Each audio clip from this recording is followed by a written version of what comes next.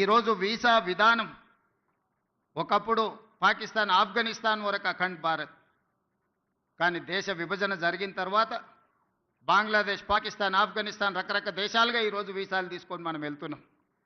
ఈ సరిహద్దులు అన్నీ కూడా మనం కృత్రిమంగా సృష్టించుకున్న సరిహద్దులే, మానవులు తయారు చేసుకున్న సరిహద్దులు. కానీ వీళ్ళందరికీ అవసరమైన అవసరాలు ఏమి? వీటి మీద ప్రత్యేకమైన దృష్టి పెట్టాల్సిన అవసరం పాలకుల మీద ఉన్నది. అది రాజ్యాలు కావచ్చు, స్వతంత్ర భారతదేశం కావచ్చు. భారతదేశానికి స్వతంత్రం వచ్చి 75 సంవత్సరాలు పూర్తి చేసుకున్నామంటే this is one of the youngest country in the world.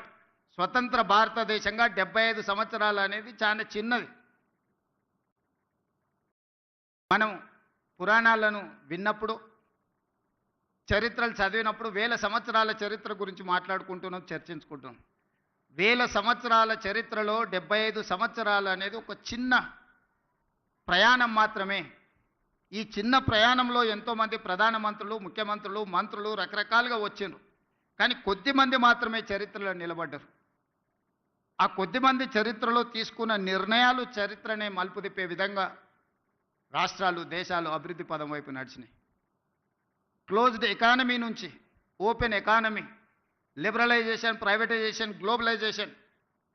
ఆనాడు మన బిడ్డ పివి నరసింహారావు గారు, తెలంగాణ బిడ్డ, ఈ దేశానికే దార్శనికుడుగా మారి ప్రపంచానికే పోటీ పడే దేశంగా తీర్చిదిద్దినవాడు పివి నరసింహారావు గారు.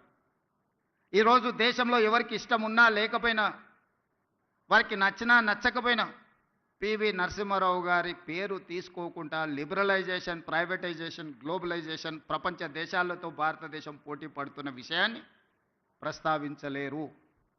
అది వారి యొక్క విజ్ఞత.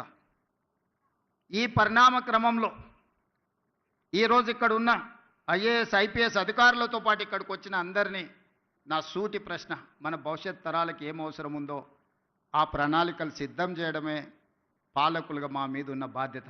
ప్రజలు మాకు ఇచ్చిన అధికారం మీ మీద పెత్తనం చెలాయించడానికి కాదు. ప్రజలు ఇచ్చిన అధికారం ప్రజలకు ఉపయోగపడాలి.